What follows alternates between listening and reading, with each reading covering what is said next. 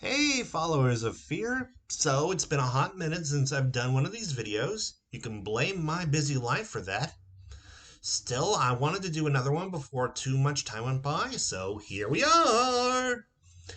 And this time I'll be talking about the phrase, write what you know. How writing professors want you to think it works, and how it actually works.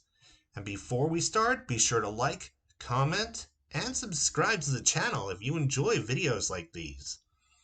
Also, if you would like to support me, there are links in the description and in a pinned comment. You can use them to check out my books or follow my other social media, all of which are huge helps for me. Now, without further ado, I'm going to read from a script and discuss writing what you know. So, when I was a kid, and even when I was in college, I was told quite a lot to write what I know. And by that, it usually meant write something based on your personal experiences and only on your personal experiences. And this just didn't come from my teachers or from writing textbooks. This came from people in my life. I remember at one point, my dad asked me why I didn't write something based on my own life experiences instead of like vampires or demons or I don't know, cannibalistic gravediggers. Yeah, he knew I was watching Buffy the Vampire Slayer and Yu Yu Hakusho, both of which are pretty violent and filled with demons and monsters, and he was worried it might have a negative effect on me. Don't hate on him for that, though. Because of that worry, he introduced me and my sisters to a lot of musical movies that we came to love, and as a result, I'm a big theater fan now.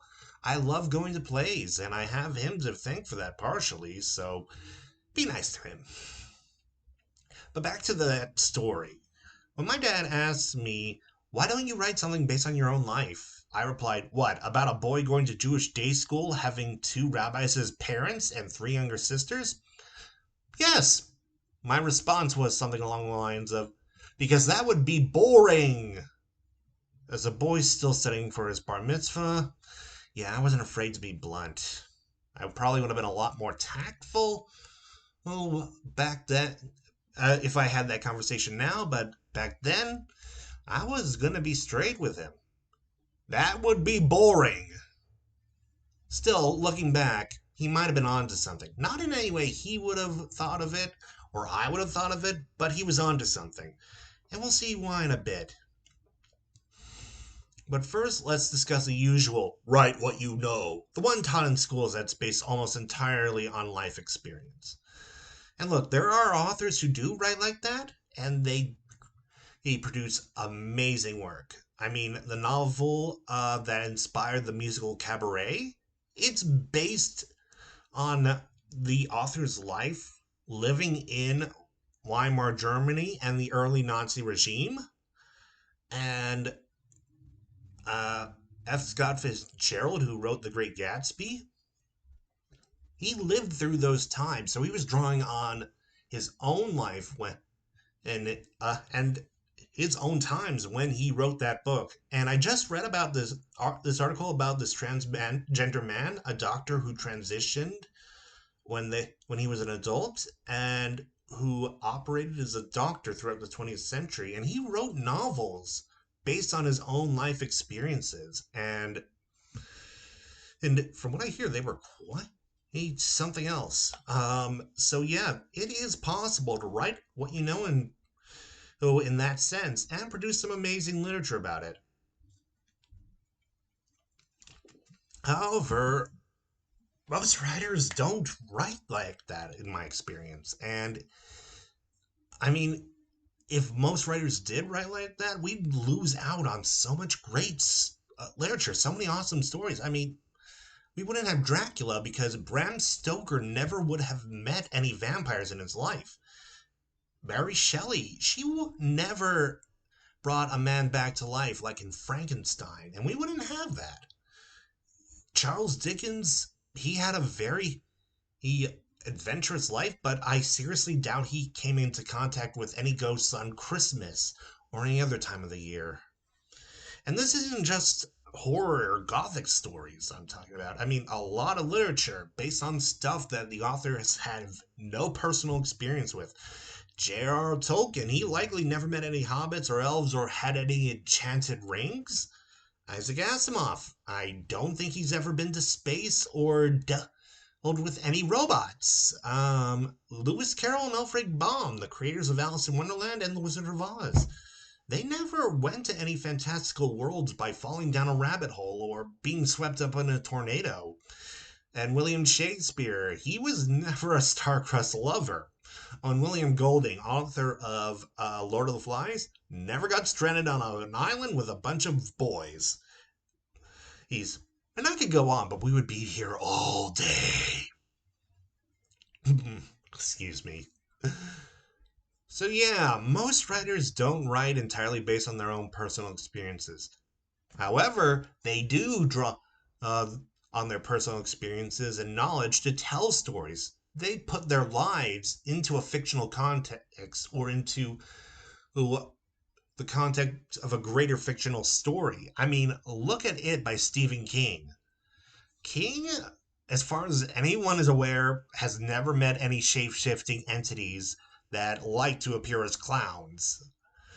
But he did live in through the 50s. He was an 11 or 12-year-old child in the 50s at the same time the characters were, and he was around his late 30s at the same time in the 80s when the novel takes place. When he was writing it, he was drawing on his own life experiences and memories to bring those eras to life in his book. And he has lived in Maine nearly his entire life, so it was pretty much second nature to bring in the state's land and culture and people to life.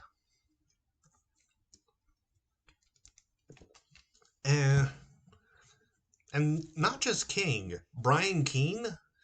He has a novel called Ghoul. It takes place in 1983, and the characters are around 11 or 12. There's a scene in that book. I'm not going to spoil it because you should really read that scene yourself.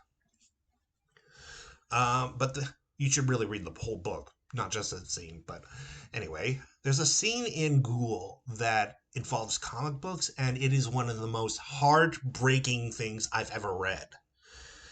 No kidding. When I read that part, I felt numb inside because it was just so sad. And that part, Keene has admitted himself, was actually based on something that happened to him as a child.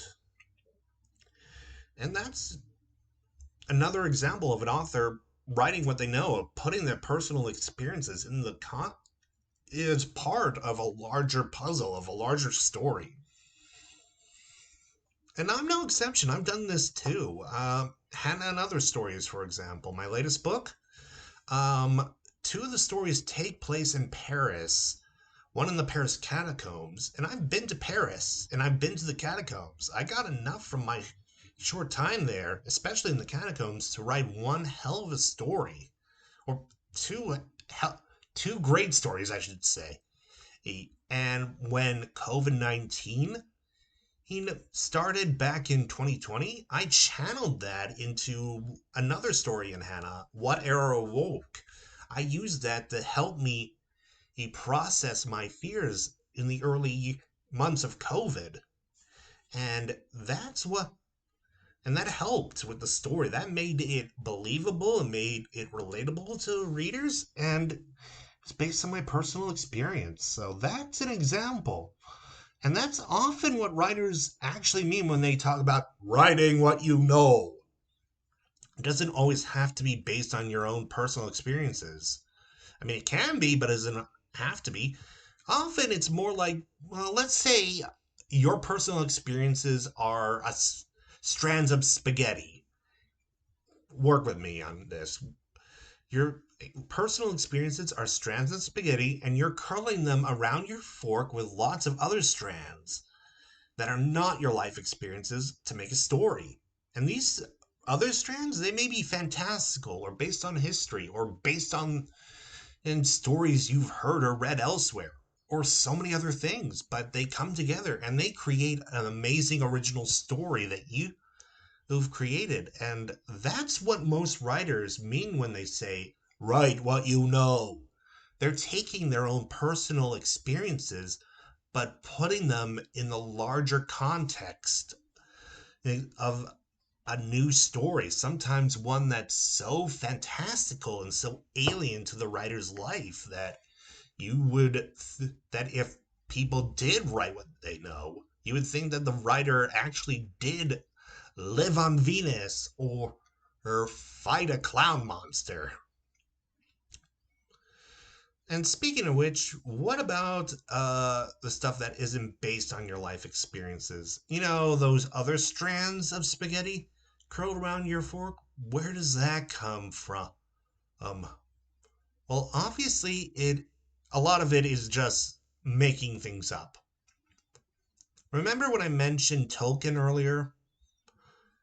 There's a lot of fictional languages in those books, and he made those up. Uh, believe it or not, Tolkien was actually really good at languages and knew the construct and the components of language enough that he can make up his own languages for his stories. And H.P. Lovecraft, he made up things like Cthulhu based on some of his own fears and turning them into creatures. Like, he's probably afraid of dragons and octopi and other people, so he smashed together them all together to make Cthulhu, a monster that's part human, part dragon, part octopus. Well, when you get and actually understand Cthulhu's form, but that's another story entirely. And the other part is research. Lots and lots of research. We writers do so much research to make sure our stories seem authentic and based on actual, real stuff. For example, a lot of the elements in the Game of Thrones books were based on events and landmarks in British history. George R.R. Martin, I think at the time he hadn't done any traveling outside the US, so he likely had to do plenty of research on those topics to build the events of his series. And Alma Katsu has spoken quite a bit of the research she does for her historical horror novels, like The Hunger, which is about the Donner Party, or The Deep, which is about the Titanic, in order to bring those time periods to life. And last I checked, she actually has a few podcasts on doing the research for those books out there. So if those are still available, go and check those out if you're curious. But back to what I was talking about, research. I actually do a ton of research myself for my stories. With Rose, I did a lot of research into sociology, which is Rose Taggart's area of study, the psychology of obsession and stalking, which is a really fascinating topic, if rather disturbing and creepy, and plant biology, among other things. All this to make a story about a woman turned into a plant-human hybrid.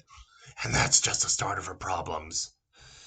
And for my gothic horror novel, The Pure World Comes, I spent about 5 years learning about the Victorian era from multiple sources before I felt comfortable enough to write a story set during that period. And for the story I'm writing now about a 3D printer, I did a lot of research into how 3D printers work before I even started putting things down on the page.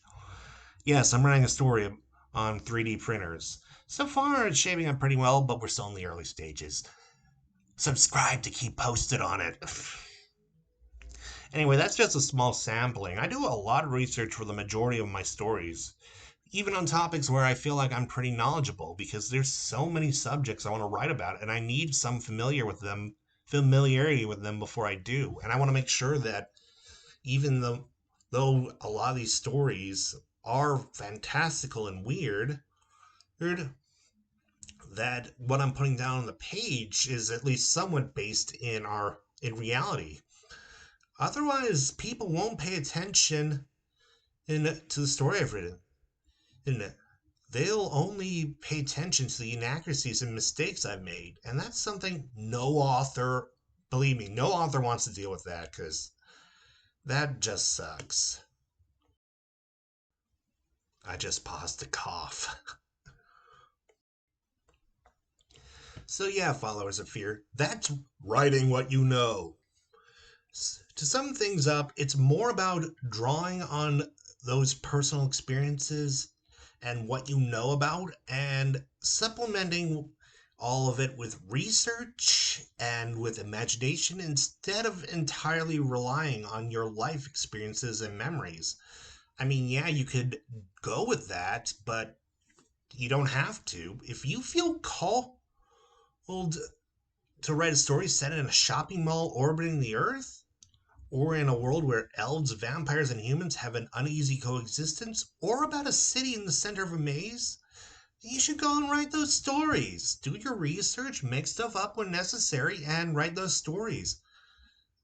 If you want to include events or your experiences or memories or knowledge that you know through firsthand, do that as well. Oh, go crazy. That's the fun of literature. As long as it's well written, you can write on nearly any topic, any sort of story, and people will likely enjoy it. Anyway, that's all for now, my followers of fear. If you enjoyed this video, be sure to like and comment and subscribe. Also, be sure to check out my books and my social media using the links in the description and the pinned comment. And also be sure to let me know what you would like me to talk about in a future video. Is there anything horror related I can do a video about?